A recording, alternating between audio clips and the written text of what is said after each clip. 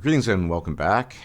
This has been a long time coming. I have nothing short of a legend with me right now. Colttaine, the Kangaroo Lord, the man who makes truly epic videos. His most recent video, of course, being Islam is right about women. Number of things possibly discussed from that video. But Colttaine had an interesting idea regarding the notion that things have been sort of trending in the opposite direction of awareness and cognizance in the Manosphere. And I've kind of touched upon that myself with the notion of sort of portals being opened up everywhere. And rather than give my own interpretation of that as a first, since Colttaine is such a rare person to have on, I'll just give the podium over to him. You mentioned towards the end of that video that in general there's been a sort of regression of knowledge, if you will. Maybe want to elaborate on that? Yeah, I mean, a lot of people that I've talked to about it have sort of said, well, the MGTOW community's gotten bigger, and obviously you're going to get all these, like an influx of people who are more mainstream.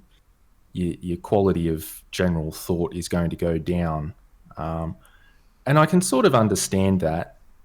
I guess the issue is that where I'm sort of looking at the regression is more in the content creators. Like when I look back when I was sort of first making videos here, you had names like Barbarossa, Spetsnaz, CS MGTOW. There's a lot of guys that I think there was a lot more good content being made back then. There's possibly a number of reasons why it's sort of that kind of content has become thin on the ground, but I think it's kind of like the whole thing has resulted in the community generally becoming more mainstream, less intellectual and less critical about the things that are being discussed. And as a result, you're starting to see some of these generic internet sloganeering things creep in, like Islam is right about women. When, 5, 7, 10 years ago, it was relatively common knowledge that the actual traditional rules of Islam are actually fairly gynocentric. Like it's not necessarily a saving grace for men. I think it sounds like a perhaps overly simplistic explanation, but I think the numbers explanation is actually a pretty good one overall, in the sense that 8, 7, 10 years ago, there was not what I would call a confluence of the spheres where, not that I want to bring this up, but there was kind of uprising of alternative thoughts, not that it was necessarily good thought, a few years ago with the alt-right and all these things. And with that, there was this kind of confluence of a lot of ideas that had overlap, even though they oftentimes had little to do with each other per se. And so that added to it wasn't sort of men specifically seeking answers to questions of psychology and sex and gender. It was this sort of broad, almost overgeneralized notion of, okay, this is the way women are. These are these cultures that sort of handle it, and this is how they've handled it.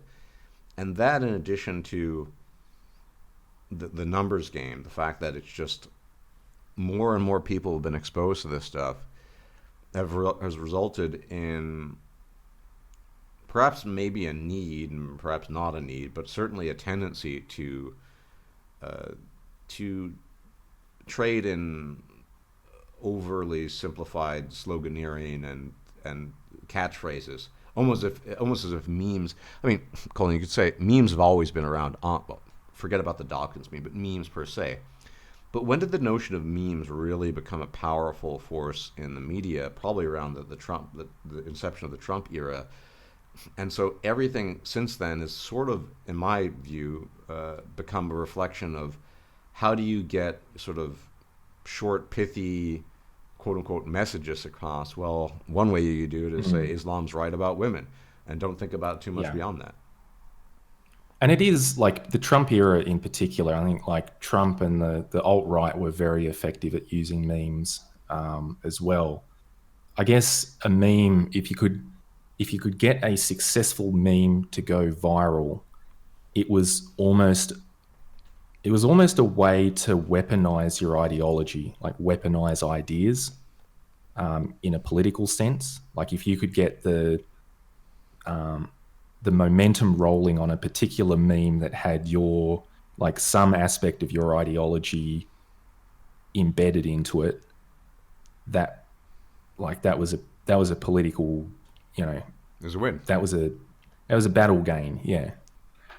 And there's other aspects as well which I think have fed into it. I mean, one of them is the speeding up of things and like the timing because of the way things have been commoditized. I think, our favorite Mick Migtow started this whole thing where effectively you start pushing out content every single day.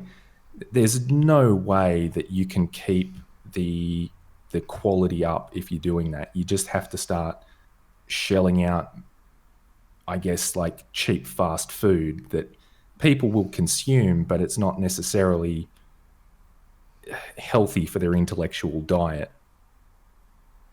But getting back to I don't necessarily disagree, and you mentioned him, not I, Mr. as you referred to him. But here's the thing about the catchphrase of Islam's right about women. I fully enjoyed your video, and I agreed largely with the sentiment.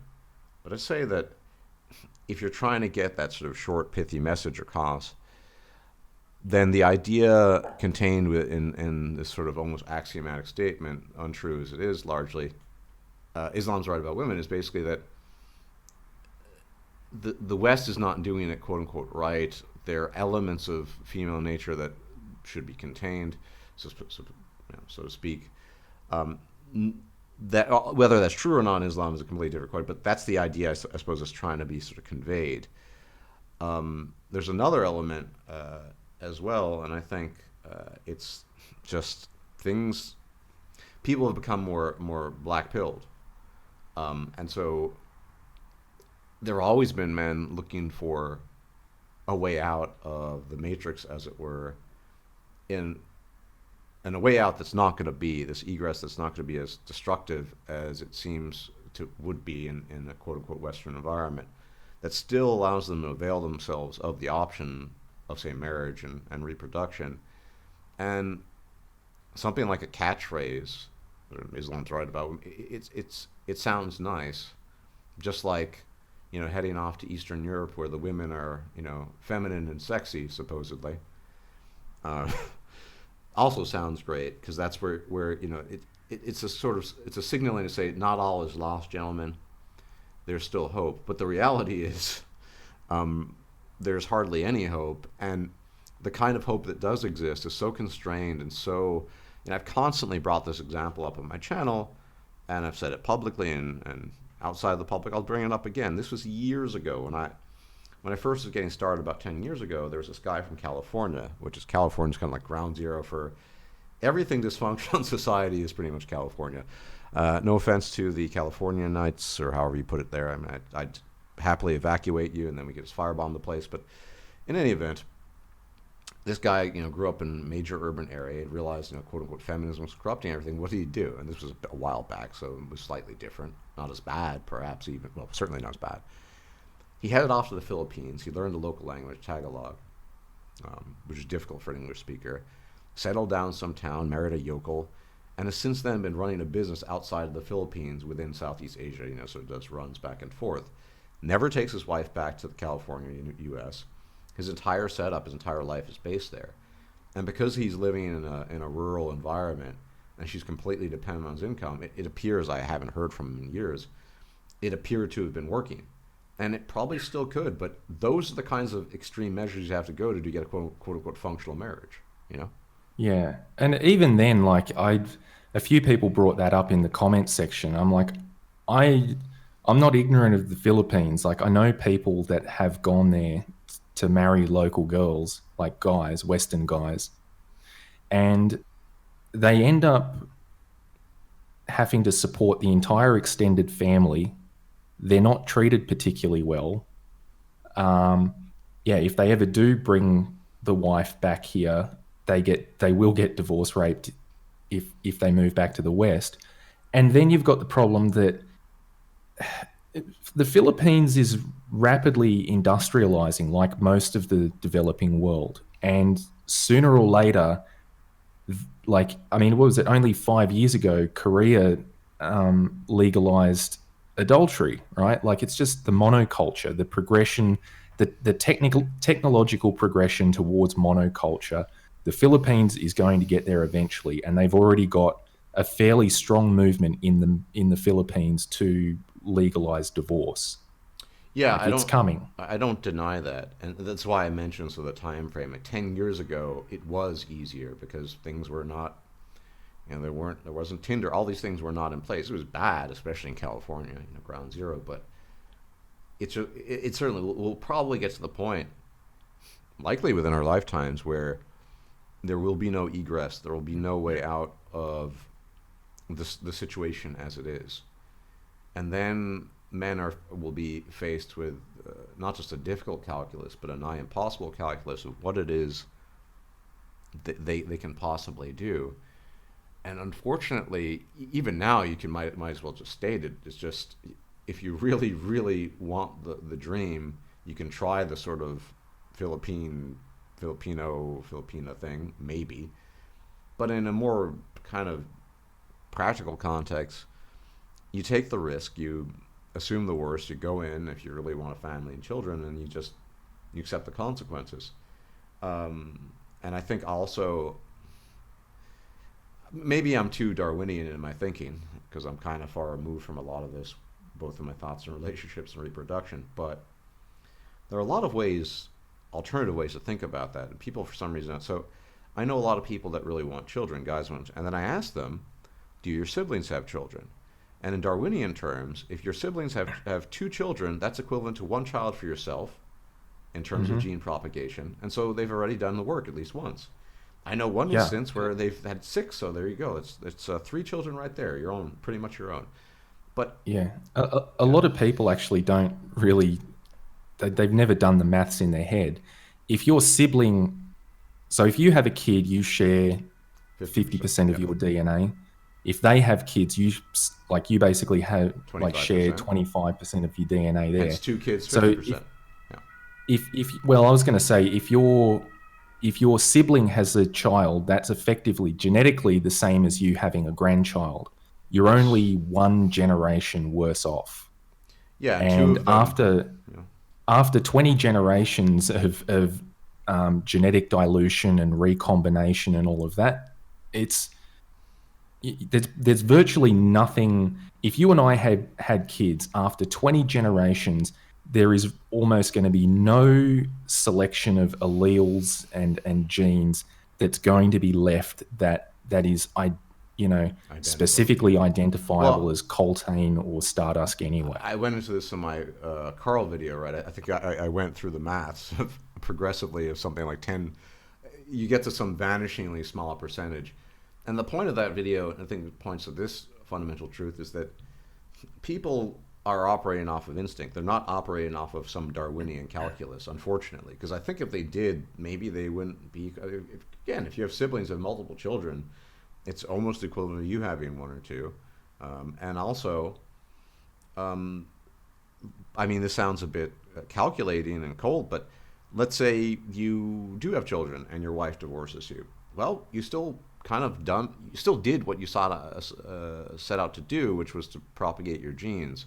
Now, I realize the sort of urge to want to directly interact with them, but maybe that's just part of the calculus today, is that that's no longer an option. Maybe that's just, you have to just assume the worst case scenario, and that's better, I think, than sugarcoating it. But this is, originally the topic here is that I think all humans, not just women, but men need, hopeful fictions oftentimes. Sometimes,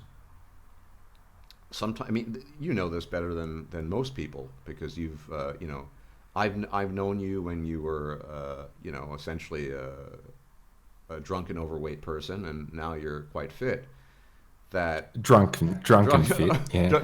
Occasionally drunk, but mostly fit. Okay, so that the reason why there are all these diet fads is because it's hard work, and it requires a degree of consistency that's just difficult for most people to muster. And so it's easy to say, well, if you just only eat this type of food, or you just take this pill, or if this.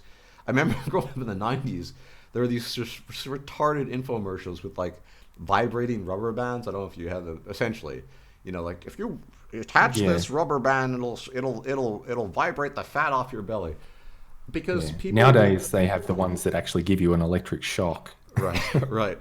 I'm not so. I guess they would claim that boosts thermogenesis, but the point is that let's face it. People want these hopeful fictions because the alternative is it comes at a cost. I mean, for example, being in a prolonged calorie deficit isn't fun. Fasting, even less so, as both of us know. It comes at a cost. I mean, especially with fasting, and so the cost, I guess, these days to be successful reproductively is an enormous risk to your finances, an enormous risk to whether or not you see your children have an active hand in their life.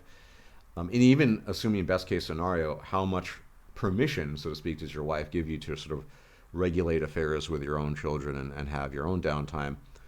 Maybe that's all just practically gone, and you have to accept that. But if you and I think this is something that we agree on probably. There's the other rub to that as well, which again, I mean, this is stuff that we used to talk about far more frequently in this community than we do now. But some of the stuff like Judith Rich Harris and her philosophy or theory on the parental assumption, the fact that even because I've had this discussion with guys where I bring up the genetics and they're like, oh, well, it's not just genes, it's like a knowledge transfer and raising your kids and imparting your beliefs on them.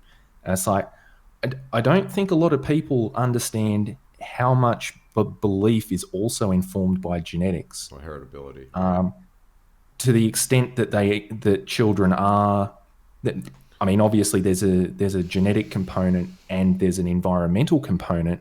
To the extent that the environment does have an effect on a child's mental development, the wider environment and their peers seem to have a much greater influence over them than their parents. Yes, and furthermore, Colttaine, regarding heritability of traits and broadly, there's a simple rule of thumb when it comes to heritability, specifically within the parental home. It's in terms of environmental effects, it's much easier to screw your children up. So I'm not endorsing this on YouTube. If one were to abuse one's children, verbally, physically, alcohol, whatever it might be, starve the child, then let's take a really simple thing, uncontroversial. Height is very heritable. There's a reason why I'm stuck at 5'8" and you're a giant, for example. My parents were relatively short and yours weren't. Now, in some theoretical fictional world where your parents had starved you, you might have been only 5'8" too, but that's only because of a negative deleterious effect that was imposed. There's very little they could have done to make you even taller, or in my own case, to make me taller than my short 5'8"ness. And that's the rule of thumb, is that you can definitely degrade a person's development easily. There's not much you can do to improve it.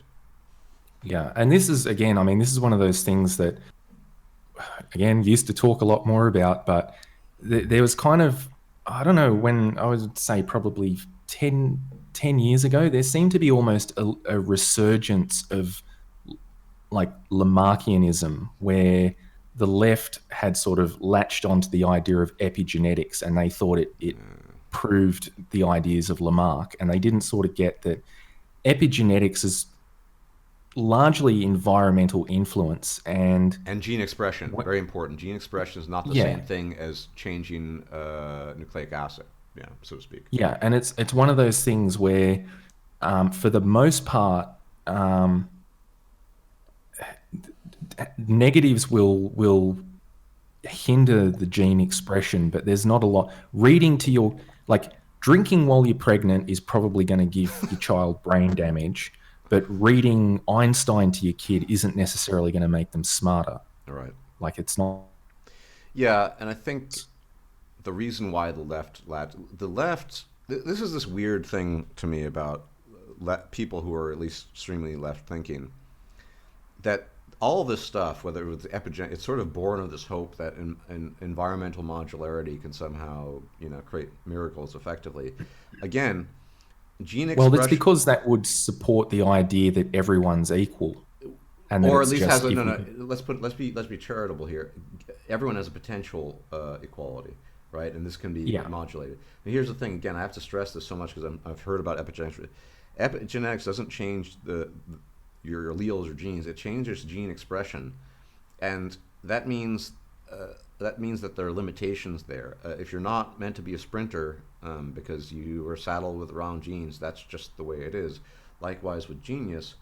But here's the funny thing about that. I mean, it's a bit of a tangent, but even the only way this could be, even if it were true, let's say there were no genetic factors, there were no heritability, us not being omnipotent deities, we can't control every factor in the environment. So there's still randomness and unfortunate vicissitudes that are visited upon people that you couldn't control. And so even that's a fiction. The idea that if everything were the environment, you could somehow regulate it. No, because we're so imperfect and so poor at regulating the environment, it just wouldn't work. Yeah. So. Yeah, well, and it's like the various environmental influences. It's like I said, like children, it's particularly a really easy example would be the children of like first generation immigrants. They grow up with the accent of their peers, not their parents. And they tend to adopt a whole bunch of as well as the accent, they tend to adopt more of the cultural traditions of the country that they grow up in as well. And it seems almost, I guess you would think it seems almost counterintuitive, but from my experience, what I've seen, when you have a child that grows up in a fairly liberal country like Australia, for example, and you've got really strict, I don't know, Armenian parents, their strictness and trying to impart the old country's Armenian values on the child tends to do more damage than good. Yeah. It tends to foster more conflict and more rebelliousness than would have otherwise existed. But getting the main point, of course, of this sort of seeming sidebar here is clear, is that what people try to do when they think about reproduction, and I'm not even necessarily bad-mouthing it, it just is what it is that they try to find the most emotional justifications for a very basic instinct that every organism has. So they'll say things like, I hear this all the time, you have a duty to your ancestors to blah, blah. I mean, no organism outside of human beings would come up with this creative fiction. A ring-tailed lemur would simply reproduce because that's what it's going to do. Likewise, a red kangaroo. But we need to it's if you make a choice and have some sort of thoughtfulness on the topic, that needs to be immediately sort of cut off at the pass by creating either a duty to the ancestor, basically making that to be more than it is. Let's be honest.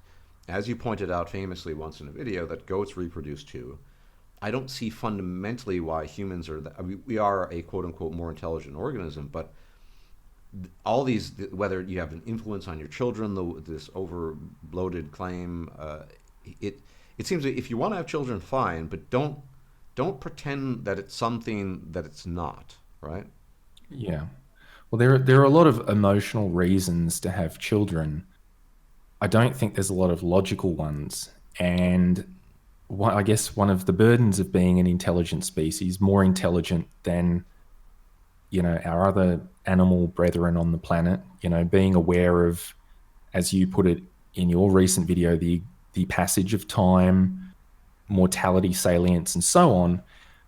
We, I think, have the burden of operating on animal instinct, doing shit because that's how we feel it should be done, and then we try to logically rationalize it afterwards.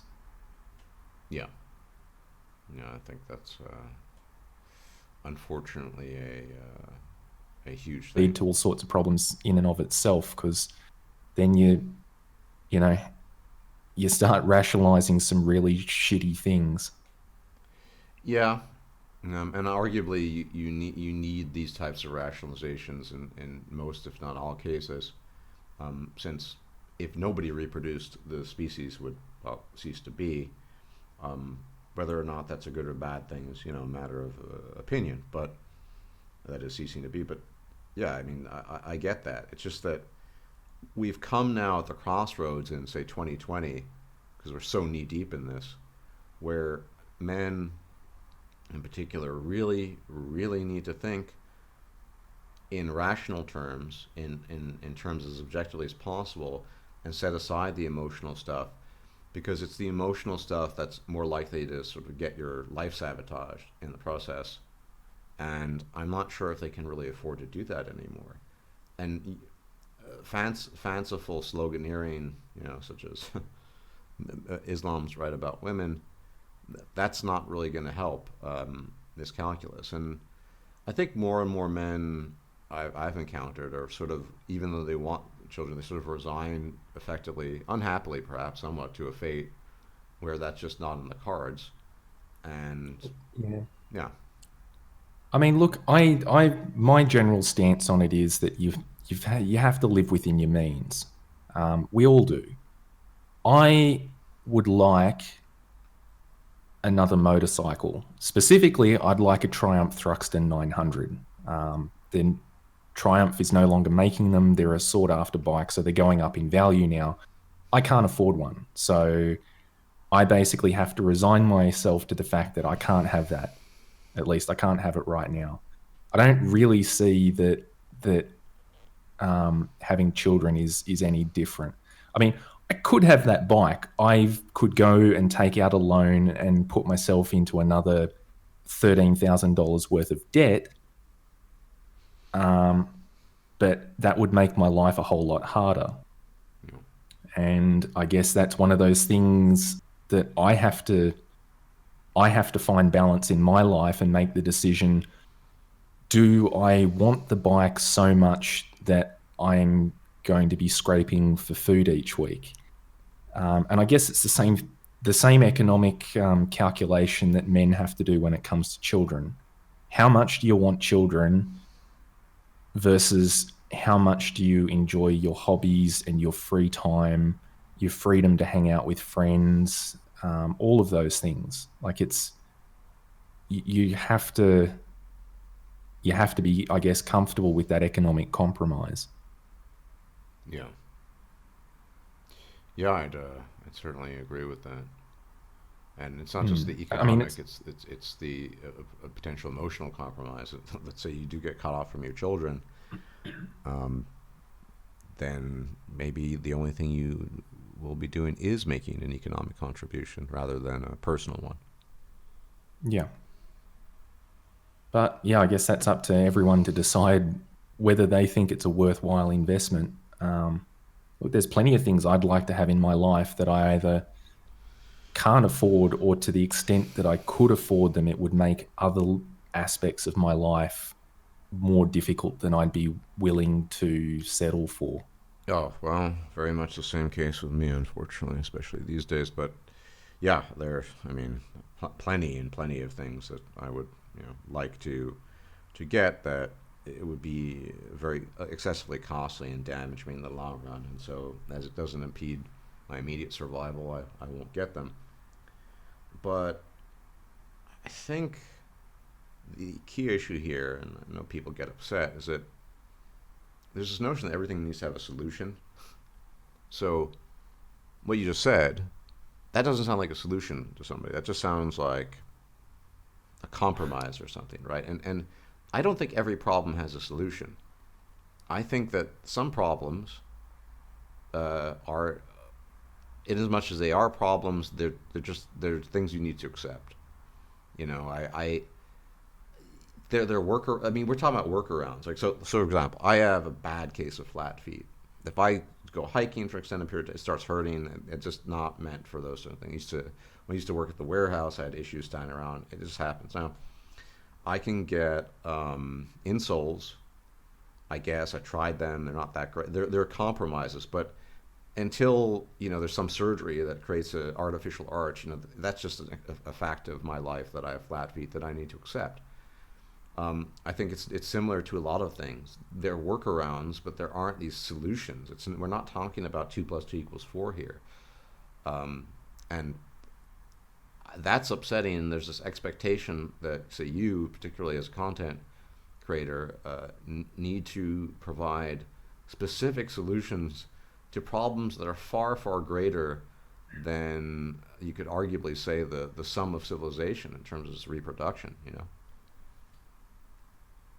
Yeah, well, I guess, I mean, it's the old saying by Thomas Sowell, right? There are no solutions, only compromises. Yeah, trade-offs. Yeah. Trade-offs, yeah. And it's true of anything. Like, you can still go and get married, but you have to be prepared to accept the problems that come along with that. If you don't want those problems, don't get married. I think the problem is that those are both solutions to the problem. The overarching problem is that so many people want some magical solution where they get to have their cake and eat it too. And you can't have it both ways. Yeah. I mean, it sounds like the classic diet dilemma. I want to eat the chocolate cake and I want to lose weight too. Well, you can do that, but maybe that's the only thing you can eat for the day. Maybe at that. But yeah, it's basically, to me, I don't know, because I've said this to a few people in my comment sections now, where they come up with this, you don't have any solutions. I'm like, there's some solutions. You just want to have your cake and eat it too. I wonder if it's millennial entitlement, because it didn't used to be like that. Like, I know I've noticed it a lot with housing, where millennials complain a lot about the price of housing and how they can't afford housing, and generally they're inner city yuppies looking at $800,000 apartments, and they want it paid off in 5 years. Like, my parents moved to a rural area because they couldn't afford to live in Sydney. When they bought property, it was like, the interest rate was crazy. It was like 16% or something. And their loan was basically over 30 years. And it's the same thing. This is basically the same thing I'm saying. Like, that's what my parents' generation did to basically get into the housing market. But the modern sort of people my age, like the millennials, they want it all now, and they don't want to have to pay for it. And I'm just wondering if it's a general thing across even relationships and stuff. People want these cozy relationships with a happy family and children and a white picket fence and a dog and all of that. They don't want to make any compromises to make that happen. Well, yeah, that's certainly the case, that there's a kind of want it all now mentality that's quite dominant these days. Instant results. It's my thing is, like, I'm sort of like a numbers guy, and I look at it and they're just, even a regular boyfriend girlfriend relationship, I'm at a point in my life now where I don't want to have to make the compromises to my current lifestyle to make that kind of relationship happen. But yeah, it seems like there are other people who they don't want to make those compromises either, but they still expect the relationship to happen and go smoothly, and it can't. Yeah. Well, unrealistic expectations are a consequence of this hyper reality we're living in, where everything I hate to say it, is sort of based on this premise of instant gratification. Getting to just 10% body fat, looking at some Instagram model, and then thinking that's easily achievable. Desirable, perhaps, although I'd contest sub 10% isn't particularly healthy, but still, and then the reality is the guy is on gear, and he's been training for a long time. He's really genetically talented, and you're just thinking, oh, okay. But then if you only take that, I don't know, special product that's being advertised, and then it'll work. I think we're too far removed. You know, we're living in a reality that still bounds us in so many ways, and yet we're far removed from it in our perception. We're not willing to accept that things are not always easy. Not willing to make compromise. Not willing to, you know, grind out. I mean, you've recently, I think, started going to the gym, and you Yeah. know, you must be. I mean, you're getting your newbie gains, sure, but you must know already by now, given your build, that you're not a genetic talent A, and that it's going to take a long time to get to a Yeah. certain level. It's not something you Look, just look at a picture like, oh wow, I could be like that. yeah. I mean, a lot of people ask me, they're like, "Oh, what are your goals?" Because I would like to this year. One of my goals would be to get to 12% body fat. Hmm. I've sort of been hovering around about 15. I'd like to hit 12, and a lot of people are like, "Oh yeah, you know, what about muscle and stuff?" I'm like, ideally, I'd like to be at 12% body fat and weigh 95. I'd like to have about 10 kilos more muscle on me than I have. But Yeah, well, the reality is that's not going to happen unless I take regular doses of anabolic steroids, which I'm not going to do.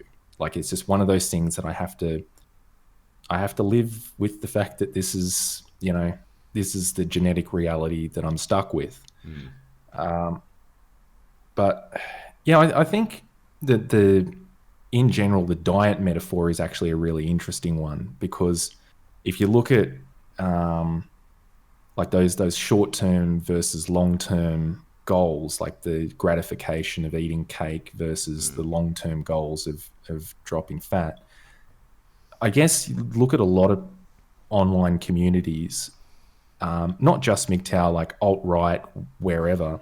Um, And I wonder how many people are coming into these communities on basically a diet rather than a lifestyle change. Like, how serious are most people when Good, they're like, "Oh, good point. the world's got all these problems, and you know, I need to do this, and this to deal with it." Is that a dietary change, or are people actually genuinely altering their views of the world? I suspect that you're right, that it's a diet. It's not a life. I mean, diets are essentially marathons, as you know. They're not. You don't just do it in a couple of weeks and you're over. You know, it's a very long, drawn out procedure. And yeah, I think it is. A lot of this is sort of fad dieting, the equivalent. Now, I know we might disagree on the degree of sort of hopelessness present in the current culture, but I think there's a lot of that. And so people are willing to just hop on whatever diet train, in this case, you could say ideological diet train there is, in even though it doesn't really satiate the needs or doesn't really provide results, it's a quick pick me up, and I think a lot of people are, whatever the particular ideology might be, are very willing to gravitate towards that and just hop on that and let it run for a while at least until it doesn't run anymore, and then they find a new one. I don't. Mm. I don't think we're dealing with in an era with sincere ideologues. Okay? These people, I know there's some recent brouhaha about the writer of She-Hulk saying that they want a South Park canceled. I know you're a big South Park aficionado. Well, I mean, how serious was that, and how serious was it actually in an attempt to sort of create a kerfuffle and then get more media attention? So I think we're past. People still go on about cultural Marxism and whatever. There might be a few sincere people. Most people aren't sincere. They're just riding a pseudo ideological train because that appears. I'll stress the word appears better to be better than the alternative, just sort of dealing with reality without any sort of ideological trapping. And a case by case basis, you know, just going through the inventory, like in your case, your motorcycles, in my case, a number of things. What can you afford? What can't you? What can you do? What can't you? It's just far easier to hop onto a fantasy, a fiction that appears to be useful for a moment or a couple of months, than just deal with things as they are. I mean, I'm not sure if ideology, I mean, some people might be really sincere, but I've come to learn over the years that very few people are really sincere about it. It's more about their, as you put it, their sort of fad diet, and they're willing to leave it in favor of another one, but they're not willing to engage effectively in a lifestyle change. I mean, that's the thing. We all have limitations. Some of us have more financial limitations than others. Some of us have more healthy. So you have to work within the framework of what you can work with, and we're going to all be different in that regard. But I think that's the only way we can deal as men with, and women for that matter too, but I'm less concerned about them, obviously, about that reality is that here's the baseline, here's their situation, whatever it might be, financial, health-wise, etc., age-wise. What can you do, and what can't you do? And sometimes it's blatantly obvious. If there's something on a tall cabinet and you're around, I'll probably ask you to get it because you're a giant compared to me. That said, that's true of everything. You mentioned your fitness goals. You're not going to put on 10 kilos of muscle in a year, or likely 2 years for that matter. And so that's just something you accept. But I've seen a resignation of that everything needs to sort of be lined up, in my view, this sort of hyper real ideal of no compromise, you get everything. But life has never been like that. It's just that back in the day, maybe because there was less sort of imagery to pervert people's minds, people just accepted these things. And it also is amplified in the U.S. context, probably Australia too, because it's so similar. The sort of keeping up with the Joneses. I know, I definitely consider you, a libertine, but I know you don't do it in an effort to keep up with the Joneses. You're sort of a libertine at heart. A lot of people, though, are engaging in sort of hedonic activities just because that's sort of par for the course, and that's kind of the cultural trend, and that's distinct. Yeah. Well, I guess here's another thought for you. Do you think that there is actually like assessing the certain realities as people do? Do you think they unintentionally disincentivize themselves?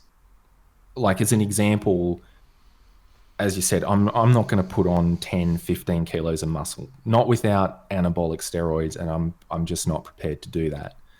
Do you think that like with a lot of people, they'd be like, oh, well, due to my body shape, I can't put on 10 kilos of muscle that easily, so there's no point going to the gym at all.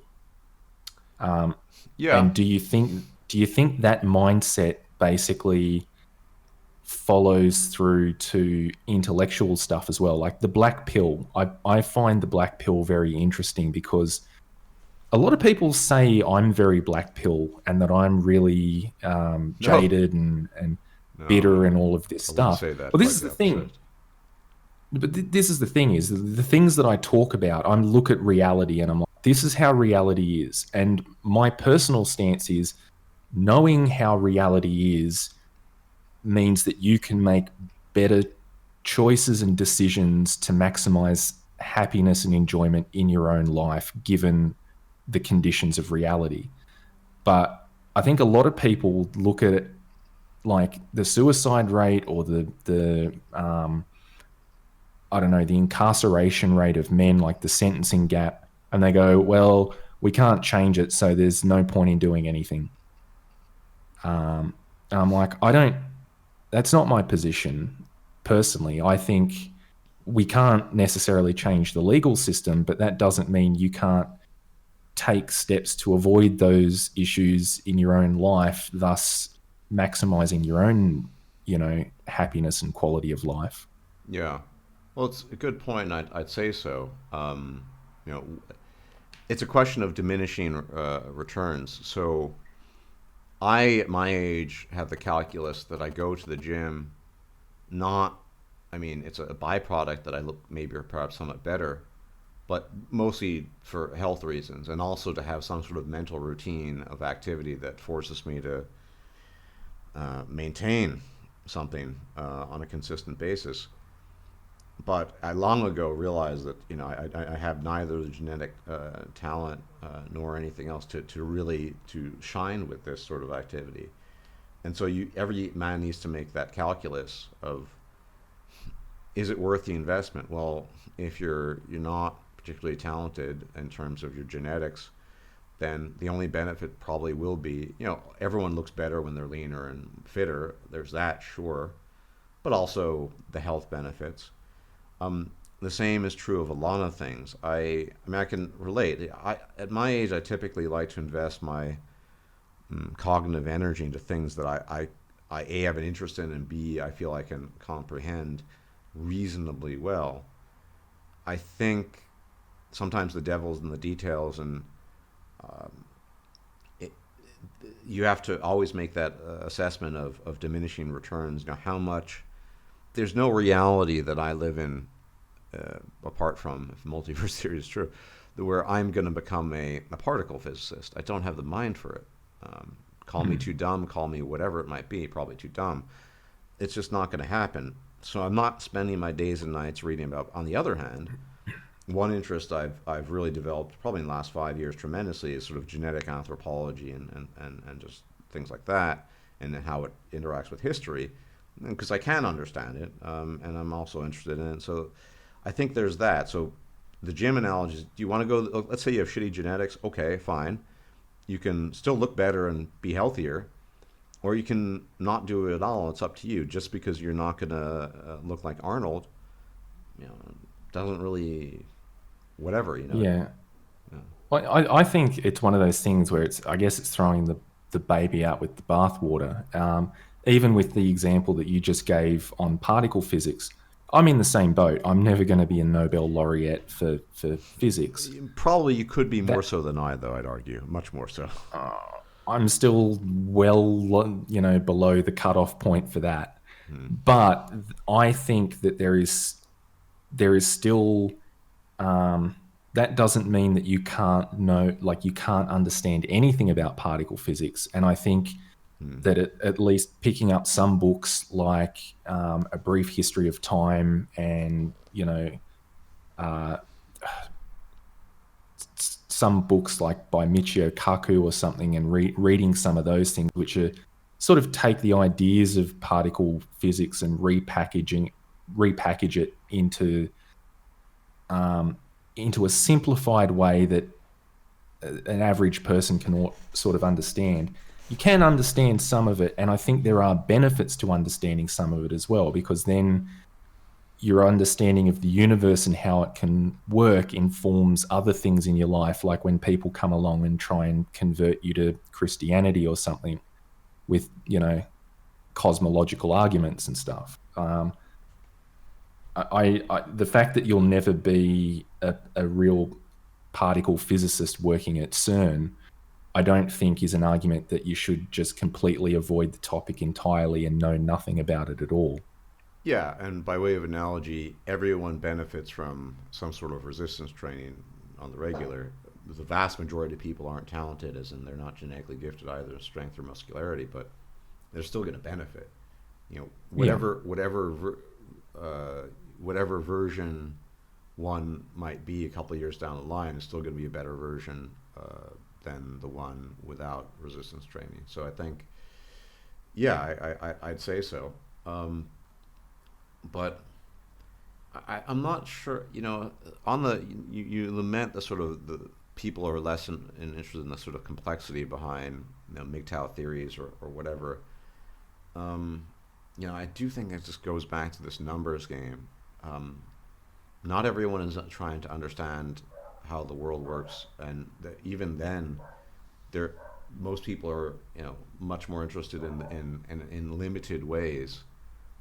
They're not, I guess, universalists in their desire to understand how the world works, and so I think that's just a. Well, I guess that sort of, to keep going with the diet and gym analogy, then what do we want to be as a MGTOW community then? Do we want to be the gym that basically sells people anabolic steroids and slimming, meal replacement powder, or do we want people to actually make a lifestyle change and, pump weights at least to their ability so that hopefully they'll get a bit mentally fitter than what they were? Like, I would like to think that we're in the aiming for the latter, but it seems more and more that we're heading towards the intellectual equivalent of the Instagram, bro dude that. Yeah, bro. I don't know, Yeah. Colttaine, man, like, I don't even think there's a MGTOW community, bro. So, but like, totally, man, like, I really don't think there is. No, in all seriousness, I don't. I'm not sure I even like the terms to community, internet communities in general, but there's certainly not a MGTOW community, I would say.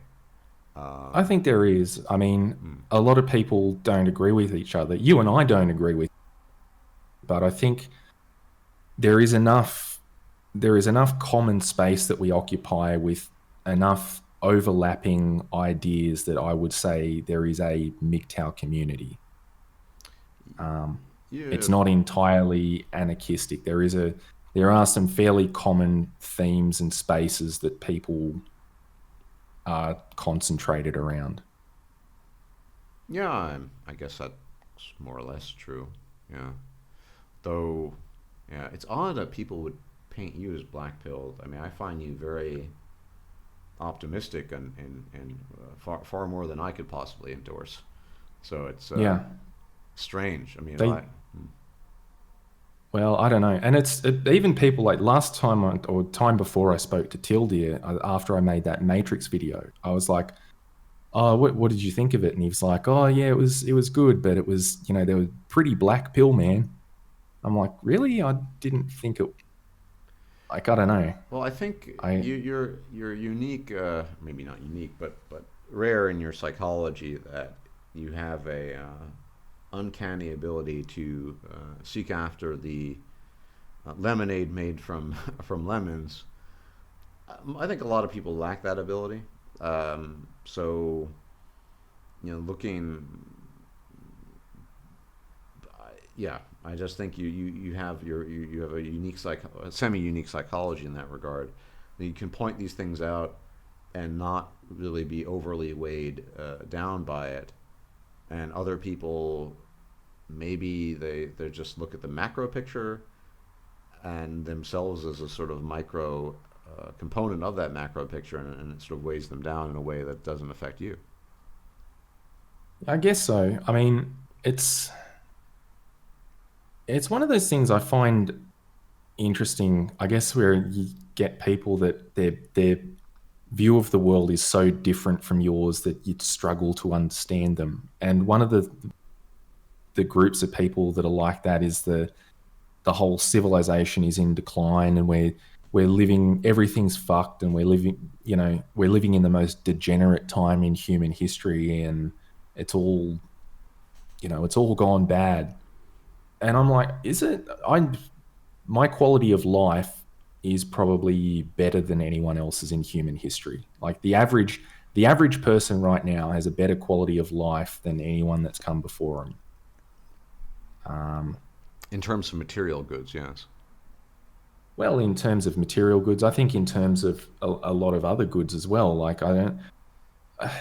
we take it for granted because it's now part of our everyday lives, but the amount of free time that people have,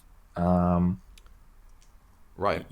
But we've lost human capital in the sense that people don't have strong bonds with other human beings anymore, and so maybe that's a necessary trade-off. It could be. It just kind of goes hand in hand, but I think that's the key issue here. Not the free time and things are good. When people talk about I'm kind of in between you and these other camps here, because I can understand your mentality, but I can also understand this sort of lamentations of the lost. It's not that people really believe this stuff. Really, what we're talking about is human loss and the human loss of human bonding. People are not just with women, just people are not forming strong human bonds anymore. And because we're social apes, when that happens, everything else just kind of falls off of kilter, gets out of kilter because they just start drifting in every direction possible, and then they'll say, well, there are all these problems, despite the material wealth, despite the comfort, despite the free time, despite all these things, this fundamental human good, as it were, is absent, and so one is more likely to attribute that lack of that fundamental human good to a series of things which may or may not be true.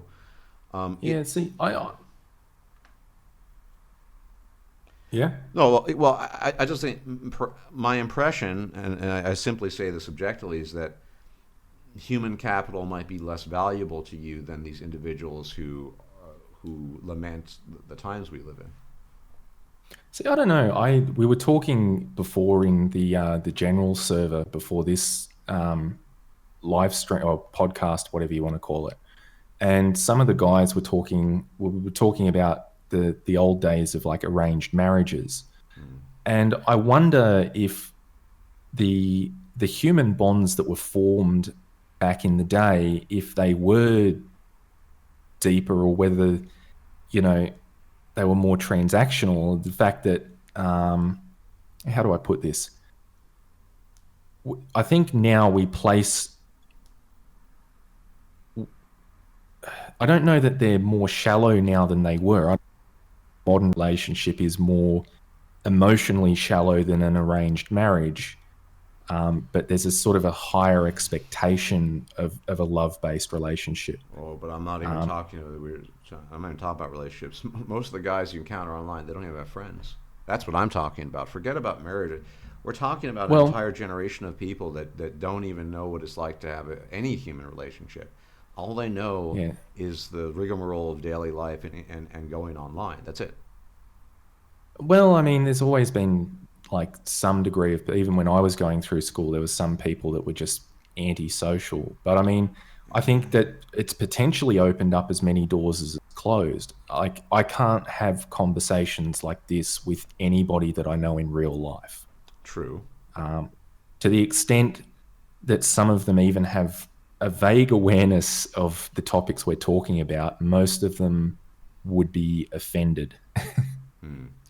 I'll grant you that. I mean, the internet's been great in terms of reaching out and getting to know people you otherwise wouldn't, that at least share to some degree like-mindedness and some overlap in your worldview. But I honestly think the sort of the civilization's collapsing, perfectly. Part of that is just sort of the same thing as Islam's right about. It's sort of a catchphrase. It's not well founded, I think. But also, these are the cries and gasps of desperation, of how it's one thing to experience sort of human disappointment, whether it's in relationship, friendship, or whatever, repeatedly, and then somehow come out of that not completely metamorphosed into some sort of misanthrope or the ultimate misanthrope. It's another thing when you're grasping at straws to even sample that. Talk about young guys who are, at age 15 deciding on a path already without the requisite experience, you could say, and I just know too many young people, and maybe this is because our spheres don't interact in this regard, who are starved for just forget about really authentic human contact, camaraderie, and things like that can at best be approximated vis-a-vis the spectral format of the internet. And I'm not so, and to the extent that they gravitate to these sort of catch-all ideologies or whatever, I think it's just a reflection of that it creates some kind of short form format to interact with fellow human beings and at least kind of bond and sort of shoot the proverbial fecal matter in a way that you go to school in total isolation and you just come back and there's just doesn't exist at all. Yeah, I think part of that might be sample bias. I know you spend a lot more time on online communities than I do, particularly like these Discord servers. I'll grant you that it could be sample bias. Yes. Yeah, I can't help that it would sort of attract a certain type of personality. Most of the people, young, you sort of 13 to 18-year-olds that I do know in real life aren't particularly like that. I would also say that those years in particular, I wouldn't necessarily put too much weight onto teenage angst, because I think I've been through it. I think most people have been through it, and it is something that once you do move out of home and you know, get into your 20s, you actually start working and you've got your own money to spend, you've got your own car to come and go as you please. You don't have your parents looking over your shoulder. I think that period of teenage angst is a period that most people go through and that most people grow out of.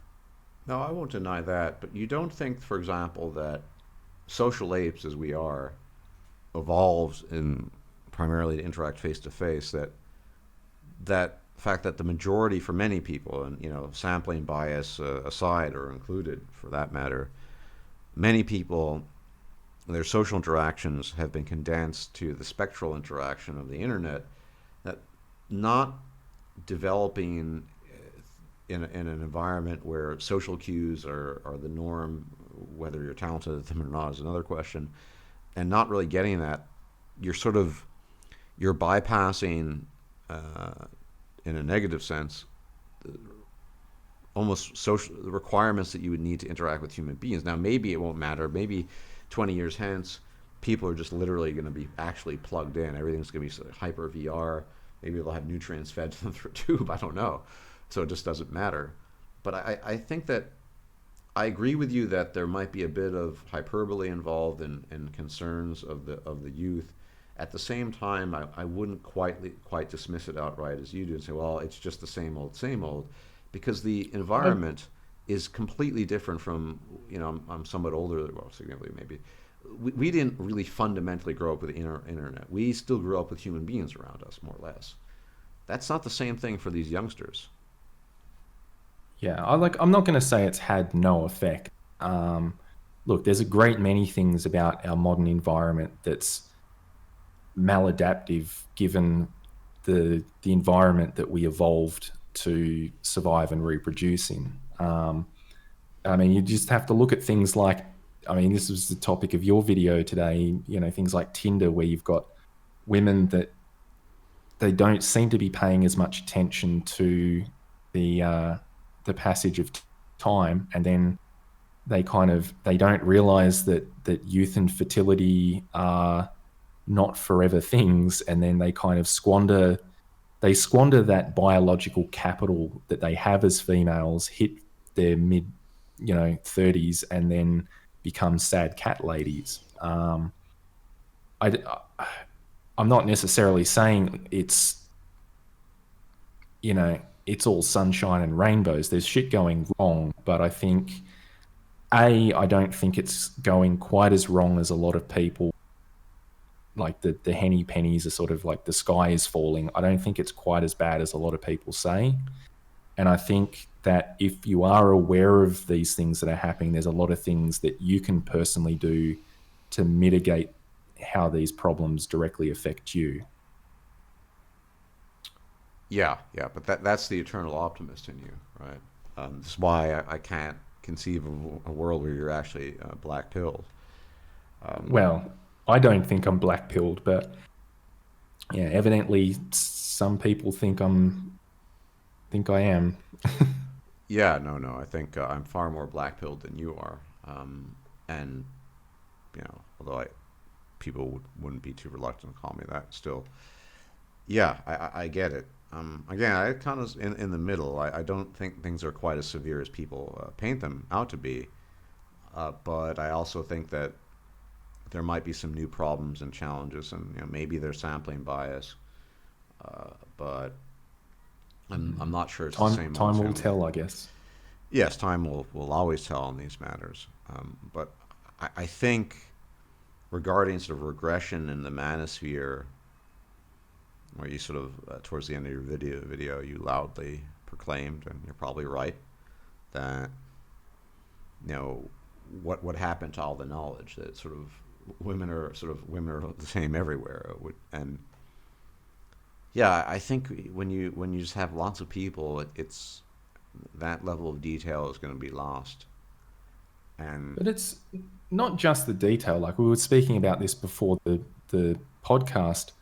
There are some basic concepts which I think are still fundamentally important to understanding, like your place in the world as a man and your relationship to others. Things like, I think you actually coined the term male mother need. no, that's Um, Barbarossa. That was Barbarossa's term. Barbarossa, Yep, was it? yep. But I've used it, that, but that that idea that men kind of men kind of expect, like men have a certain relationship with their mother. Their mother is like the one woman who kind of actually gives a damn in theory. gives a damn, and that's because she's got a genetic investment. Yeah, And the man kind of goes into his romantic relationships expecting that the women are going to give a damn about him the same way that his mother has. And that kind of, A, she doesn't, and B, when he expects that, and women say the whole, they go through the rigmarole of, oh, you need to open up more and all this other stuff. If he opens up and expects the same empathy that he would get from his mother, doesn't work that way. Women, nothing dries up a vagina like a weak man. The only thing women hate more than strong men is weak men. yeah, So you have that contradiction of the male mother need, where he wants that emotional, empathetic relationship with a woman, but if the woman's not his, his direct genetic relative like his mother, that's only going to breed resentment in the relationship. yeah. And that's a concept, like that's a term that I haven't heard in a long. That's a concept we probably should still be talking about. I think that's a concept that the young guys you're talking about who are 15, 16, they should probably be made aware of these concepts, but we're not talking about it anymore. Well, I do. I talk. Well, I wouldn't say all the time, but I talk about male mother need fairly frequently, every now and then. But then again, Yeah, I'm from the old vanguard, so to speak. Yeah, yeah. yeah. I think so. Um, And that's just one example. Like there's a plethora of, like I was thinking the other day about John the Other's metaphor of the gun in the room. mhm. Like there's so many of these basic concepts that I just don't really. They've fallen out of the consciousness of the community, and nobody's talking about them. But they're important things that I think people should still be aware of. Yeah, I don't disagree, um, but perhaps that requires a bit more precision than things such as Islam is right about women.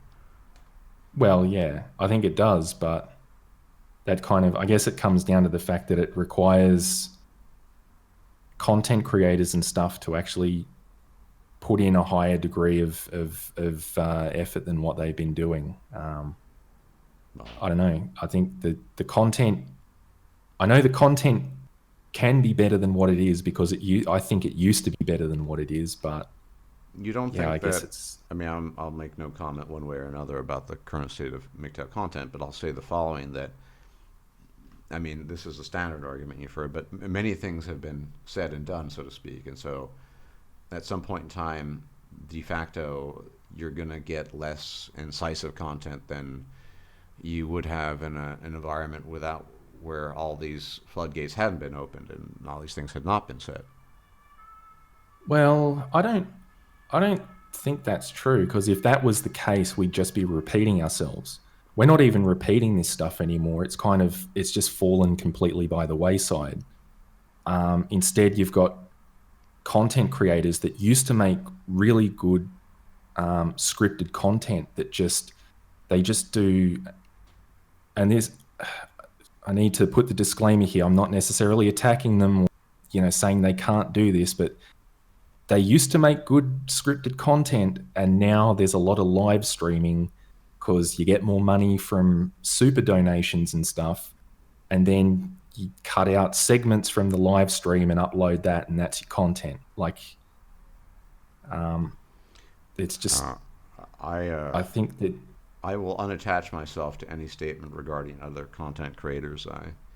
For my purposes, yeah, I exist in a vacuum. I do what I do, and so yeah, I'm just saying, like, I don't think it's a problem that everything's been said before. I think it's just that it's the I mean, I guess it just comes down to the same things as your homeostasis. You want to get the most amount of bang for your buck. You want to get the most berries whilst consuming the least amount of calories picking them. yeah, And absolutely. But there's also the factor of in as much as anyone adheres to certain ideological precepts and then sort of transforms them into sort of catch-all phrases. I mean, concept revision and revision of opinion and view, they're not easy in real life, and they're far more difficult when you're a content creator. There's certainly a window of that. I mean, what I thought 10 years ago, I do not think now. What I thought 5 years ago, I do not think now, at least in some of the details. I'm a lot more black pilled than I used to be. I'm convinced by the evidence that the red pill is a fickle master indeed, and that many people should not have been exposed. It's one sort of prominent example I've mentioned recently.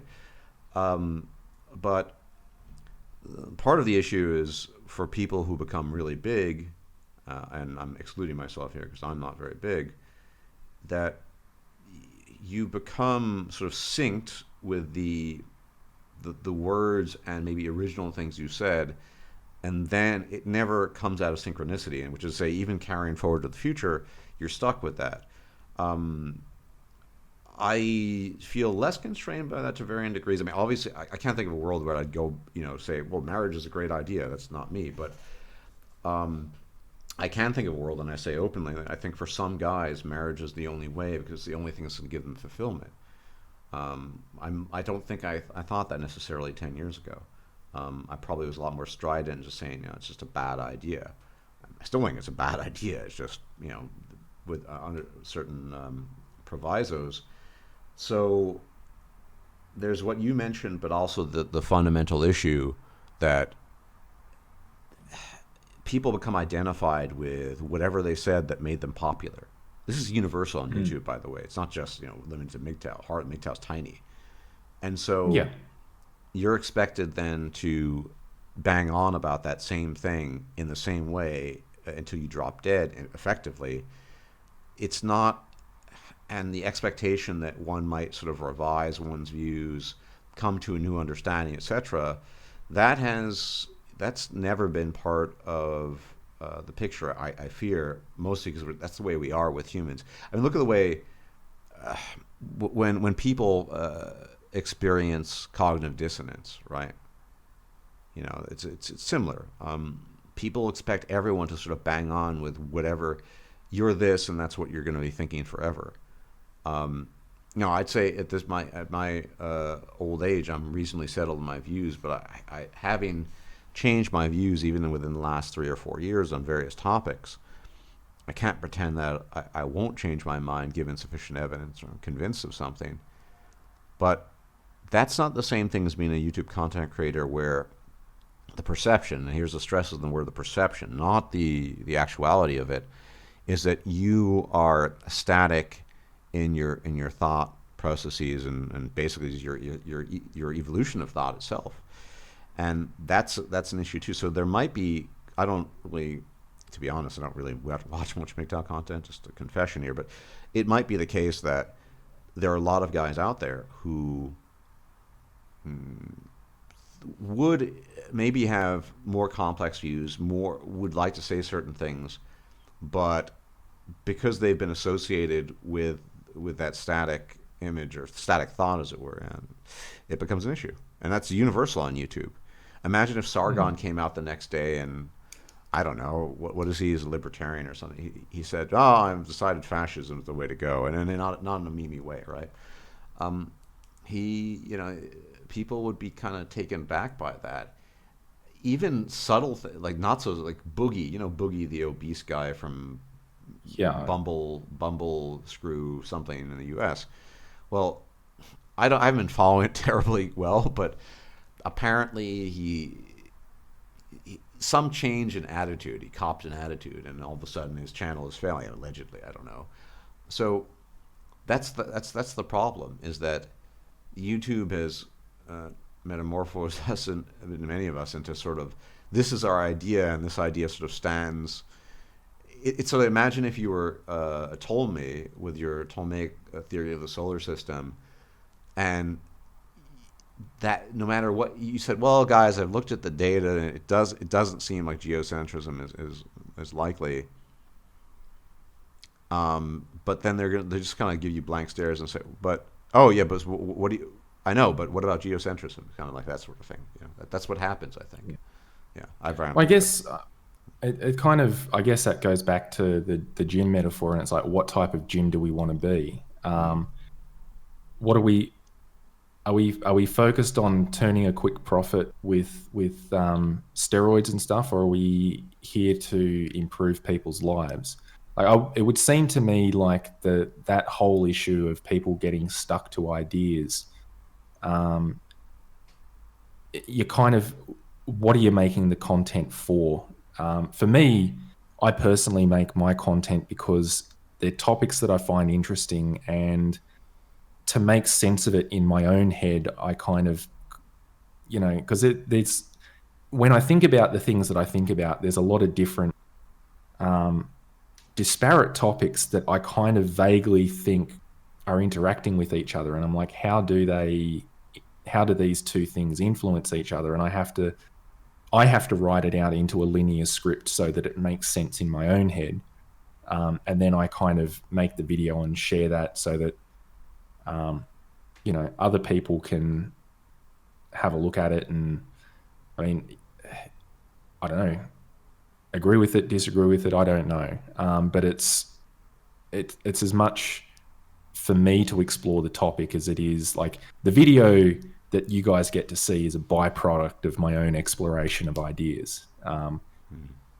The video is the end goal, and I think the problem is when your end goal shifts from being the video to being your view count or your Patreons or something like that. That's where you get stuck in that rut. But even apart from that, like, I wouldn't even mind people being stuck in their static ways if there was more people around producing better quality content that expressed their stuck way. I mean, I think some of my best videos is when I've made a video springboarding off other content creators that I didn't necessarily agree with. Guys like CS, but he's not around anymore. Well, like even like Razorblade Candy, I didn't agree with Razorblade Candy on. I didn't particularly love his style. I don't like text-to-speech systems, but I wish he was back, because he was producing a level of content, like a level of quality content, that I just often don't see these days. As far as I know, he's dead, so he's not coming back anywhere.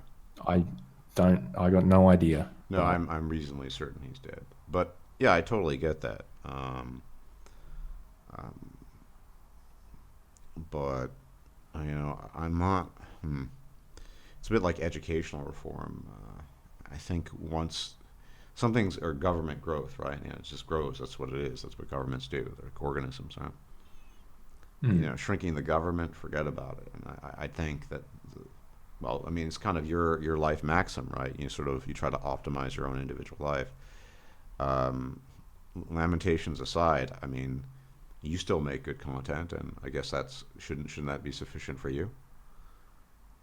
It is, but one of the reasons I make, I like these ideas, and I'd be happy if there was probably a handful of people that watch my videos, as long as they were other people that I could springboard ideas off and learn from. I learned a lot from your videos. I learned a lot from Barbarossa's videos, Tildia, CS, Man, Woman, Myth. Like, a lot of those guys, I benefited from all of that content. And I guess my content is sort of a way of giving back to the community that sort of helped me and changed some of my views. And so I wish that sort of intellectual vanguard still sort of was as strong as it was back then. But yeah, because I mean, it's good enough for me to make my own content. Takes me, you know, a few months between videos, but I really do wish there was a couple of new Barbarossa videos, for example, because I enjoy them. I benefit from them. Well, you know, he's free to come back anytime he wants. It seems that he's chosen not to. So, yeah. Yeah, well, I mean, this is a kind of whole other can of worms. I know you wish to make a video at some point in time on this particular topic, in theory. Yeah. So, yeah, I think we kind of discussed a bunch of things. Yeah, Islam is right about women. Really good video. Kind of pointing out painfully obvious things, I guess, people should be aware of. But people have sort of forgotten in due course. And yeah, it's been a while since I had Colttaine on the channel. I mean, he's still alive and kicking, probably perhaps more so than ever before in many ways. Yeah. And yeah, everyone, thanks for tuning in. And I will check you out later if I'm still alive. So enjoy your week. If you liked this video, please like, share, and subscribe. And if you enjoy my content, please consider making a donation or becoming a patron. Thanks for watching.